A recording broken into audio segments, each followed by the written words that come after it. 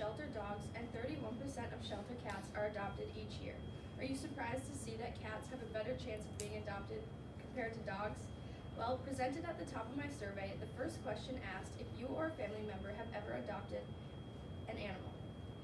4 out of the 17 students in our class marked yes, which means about 23% of our class has been involved or is related to someone who has participated in an animal adoption.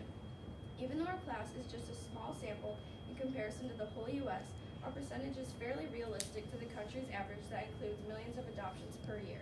The resources I used for this speech on animal adoption I took from 6 different sources that are all based on professional research. Animal adoption has become a large topic in the world today.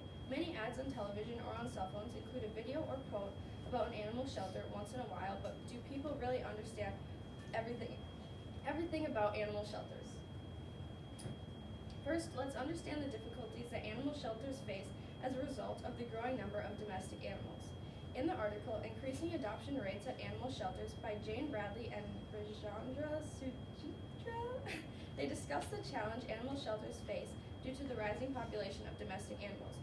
According to the article, in the United States, about 6 through 8 million dogs and cats enter animal shelters every year, and 3 through 4 million of those animals are euthanized. In other words, over half all cats and dogs entering animal shelters are put to death each year.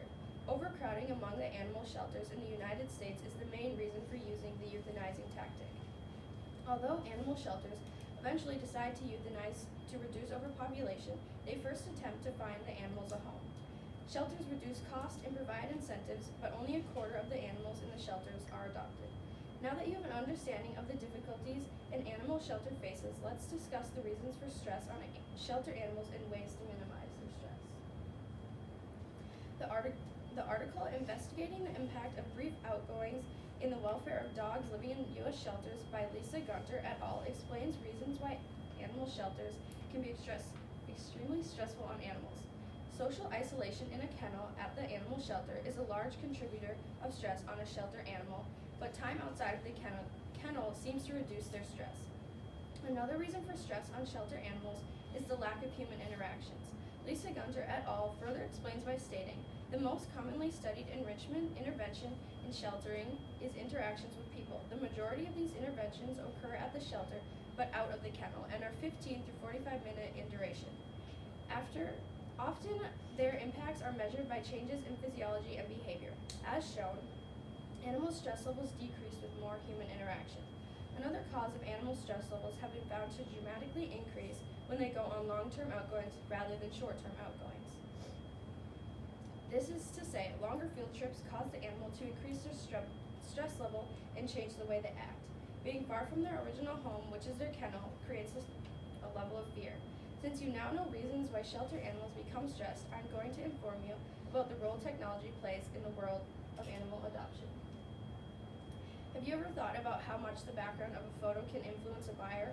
Well, in the article, The Role of Artificial Background of Shelter Dogs on Pet Profile Clicking and the Perception of Sociability, Fiona Lamb et al. Presents us with information about the different types of backgrounds a shelter owner could use and the effects it has on people wanting to adopt the animal. The article stated, with the increasing prevalence of technology, the internet is often the first step for potential pet owners searching for an adoptable dog. An animal's length of time staying at the shelter needs to be reduced due to the growing number of animals who need a spot in the shelter. Overpopulation creates a problem for the shelter owner, but knowing how to be smart with technology might be their savior. The different ways to advertise an animal or the many backgrounds to choose from play a role in decreasing or increasing the buyer's interest. Fiona Lamb et al. Describes further investigation of colored backgrounds in the context of online advertisement for shelter dogs is warranted, meaning buyers seem to be more interested in animals who are placed by a solid colored background.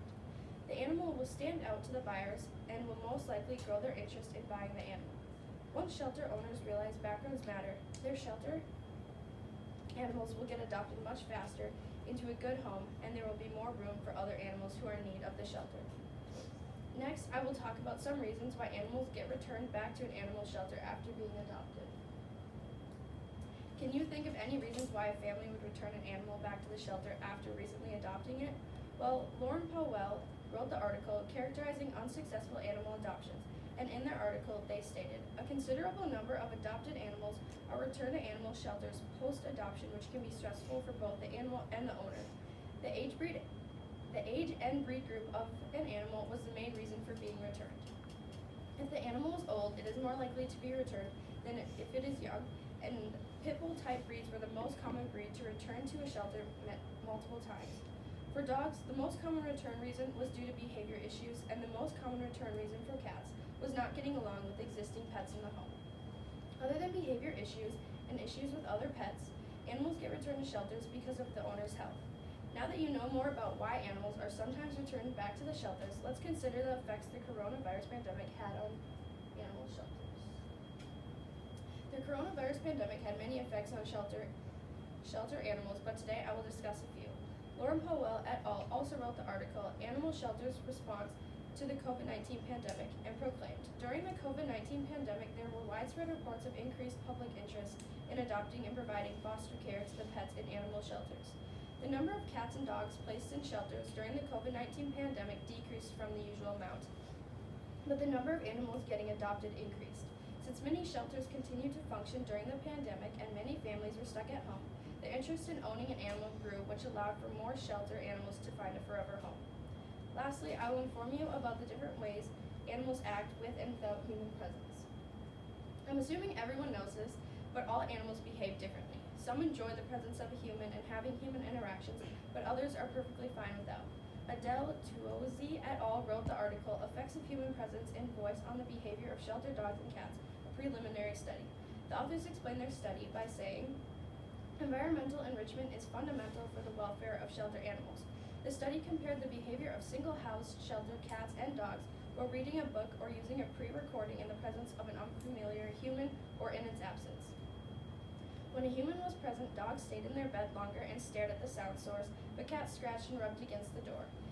Cats seemed to spend more time in their hiding boxes which were set up for when the human was absent. In both shelter dogs and cats, the presence of human paired with auditory enrichment generated more attention than simply audio stimulation. Some animals, on the other hand, displayed signals of dissatisfaction, most likely as a result of their inability to have physical contact with the human. In today's environment, animal adoption has become a big topic. Many advertisements on television or on cell phones occasionally feature a video or statement about an animal shelter, but there are many people who don't know facts about the shelter. I have presented you with all the information you need to know to have a basic understanding of animal adoption and the behind-the-scene events that take place. I hope you learned something new from my speech. Thank you for listening.